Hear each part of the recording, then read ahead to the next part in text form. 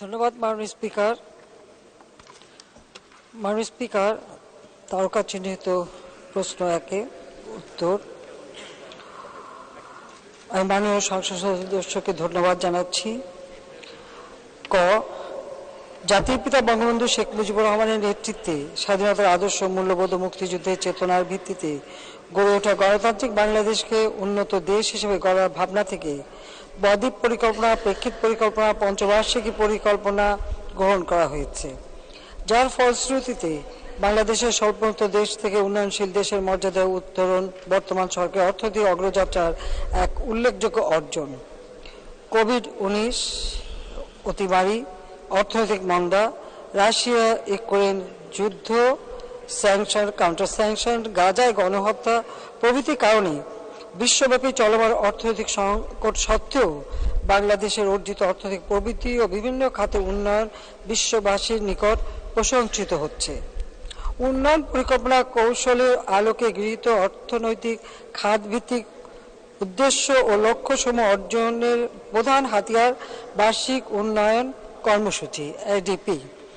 সরকার কর্তৃক গৃহীত পরিকল্পনাকে সামনে রেখে জাতীয় বাজেটের গুরুত্বপূর্ণ অংশ হিসেবে প্রতি অর্থবছর এডিপি প্রণয়ন করা হয়। এডিপি সুষ্ঠু বাস্তবায়নে এর আওতায় বাস্তবায়নাধীন প্রকল্প সমূহের বিষয়ে স্ব মন্ত্রণালয় বিভাগকে প্রয়োজনীয় পদক্ষেপ গ্রহণে বিভিন্ন সময় নানাবিধ নির্দেশনা প্রদান করা হয়ে থাকে।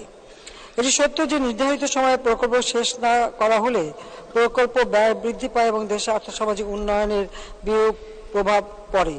ফলে প্রকল্প অনুমোদনের পর বাস্তবায়নকালে প্রায় সকল প্রকল্পই এক বা একাধিকবার ব্যয় বৃদ্ধি ব্যতিরেকে মেয়াদ বৃদ্ধি বা ব্যয় বৃদ্ধি সহ সংশোধন হয়ে থাকে। এতে এডিপি বাস্তবায়ন ব্যাহত হয়। অনেক ক্ষেত্রে প্রকল্প অনুমোদনের পর বাস্তবায়ন পর্যায়ে প্রকল্পের কাজের পরিধি বৃদ্ধি করে প্রকল্প সংশোধনের উদ্যোগ গ্রহণ করা হয়ে থাকে। বিভিন্ন ত্রুটি বিচ্যুতি থাকায় চলমান প্রকল্পসমূহ নির্ধারিত সময়ে সমাপ্ত হয় না। ফলে প্রকল্প অন্তর্ভুক্ত কাজের বাস্তবায়ন অগ্রগতি যেমন ব্যাহত হয়, তেমনি যথাসময়ে প্রকল্পের সুবিধা প্রাপ্তি থেকে উপকারভোগীরা বঞ্চিত হয়। প্রকল্প সমাপ্ত করার ক্ষেত্রে যথাযথ পরিকল্পনার অভাব পরিলক্ষিত হয়। সার্বিকভাবে প্রকল্প বাস্তবায়নে ধীর অগ্রগতি সামগ্রিকভাবে এডিপি বাস্তবায়ন অগ্রগতিতে নেতিবাচক প্রভাব ফেলে। এডিপির আওতায় সমাপ্তির জন্য নির্ধারিত প্রকল্পের অনুকূলে প্রয়োজনীয় বরাদ্দ নিশ্চিতকরণ সহ প্রকল্পসমূহ যথাসময়ে সমাপ্তির কার্যকর পদক্ষেপ গ্রহণে সংশ্লিষ্ট মন্ত্রণালয় বা বিভাগকে নির্দেশনা প্রদান করা হয়ে থাকে। এক্ষেত্রে কারিগরি, প্রযুক্তিগত ও প্রকৌশলগত বিষয়াধীন ঝুঁকি, সংবেদনশীলতা, প্রশাসনিক, প্রাতিষ্ঠানিক ও আইনগত বিষয় ইত্যাদি বিশ্লেষণপূর্বক প্রকল্প প্রণয়নের বিষয়ে গুরুত্ব প্রদানের জন্য সংশ্লিষ্ট মন্ত্রণালয় অথবা বিভাগকে দৃষ্টি আকর্ষণ করা হয়ে থাকে। যে কোনো পরিকল্পনা গ্রহণের সময় সামগ্রিক পরিস্থিতি বিবেচনায় নিয়ে বিশেষ করে যে সকল প্রকল্প গ্রহণ করলে দেশের উন্নয়ন ত্বরান্বিত হবে, দ্রুত সুফল পাওয়া যাবে এবং দেশের মানুষ উপকৃত হবে, সে সকল উন্নয়ন প্রকল্প গ্রহণপূর্বক নির্ধারিত সময়ের মধ্যে প্রকল্পগুলো বাস্তবায়ন সম্পন্ন করতে হবে।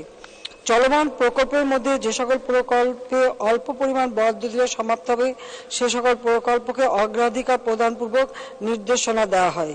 অতিরিক্ত বরাদ্দ দিয়ে প্রকল্পগুলো যাতে দ্রুততম সময়ে শেষ করা যায় সেদিকে লক্ষ্য রাখার নির্দেশনা প্রদান করা হয়েছে। সরকারের উন্নয়ন ভিশন অনুযায়ী 2021 সালের মধ্যে ডিজিটাল বাংলাদেশ গঠন এবং 2041 সালের মধ্যে উন্নত, সমৃদ্ধ ও স্মার্ট বাংলাদেশ গড়ার স্বপ্ন পূরণে উন্নয়ন প্রকল্প প্রণয়ন, প্রক্রিয়াকরণ ও অনুমোদন প্রক্রিয়ায় ডিজিটাল পদ্ধতি প্রবর্তন করা হয়েছে। পরিকল্পনা বিভাগের উন্নয়ন প্রকল্পের ডিজিটাল প্রক্রিয়াকরণে সক্ষমতা বৃদ্ধিকরণ শীর্ষক প্রকল্পের আওতায় project processing appraisal and management system PPS software চালু করা হয়, যা গত 28 মে 2024 তারিখে অনুষ্ঠিত একনেক সভায় শুভ উদ্বোধন করা হয়। হ্যাঁ, উন্নয়নের অপ্রতিরোধ্য অগ্রযাত্রা চলমান রাখার জন্য প্রকল্প অনুমোদন, প্রক্রিয়াকরণ ও বাস্তবায়নে দীর্ঘসূত্রিতা পরিহার করতে হবে এবং উন্নয়ন প্রকল্প নির্বাচন ও বাস্তবায়নে যত্নবান হওয়ার লক্ষ্যে পরিবীক্ষণ করতে হবে। এ বিষয়ে মন্ত্রিপরিষদ বিভাগ ও প্রধানমন্ত্রী কার্যালয় থেকে সকল সচিবদের নির্দেশনা প্রদান করা হয়েছে। 2023-24 অর্থবছরে বরাদ্দ দিলে শেষ হবে এরূপ 339টি প্রকল্প চিহ্নিত করা হয়েছে এবং চাহিদা অনুযায়ী পূর্ণ বরাদ্দ প্রদান করা হয়েছে। দেশের জাতীয় স্বার্থে জবাবদিহিতা মনিটরিং জোরদারকরণের প্রয়োজনীয় নির্দেশনা প্রদান করা হয়েছে। পরিকল্পনা ও আর্থিক শৃঙ্খলার সাথে সমাপ্তির জন্য নির্ধারিত ও এডিপি আর এডিপিতে অন্তর্ভুক্ত নেই। এরূপ প্রকল্পের মেয়াদ বৃদ্ধির বিষয়টি বিবেচনায় না নেওয়ার জন্য সংশ্লিষ্ট মন্ত্রণালয় বা বিভাগকে পরামর্শ প্রদান করা হয়ে থাকে। এরপরে যদি কোনো প্রকল্প বাদ পড়ে থাকে তা চিহ্নিত করে বরাদ্দ প্রদান করার পদক্ষেপ গ্রহণ ও সামগ্রিক পরিস্থিতি বিবেচনা নিয়ে আরও আন্তরিকভাবে কাজ করার নির্দেশনা প্রদান করা হয়েছে। ধন্যবাদ মাননীয় স্পিকার।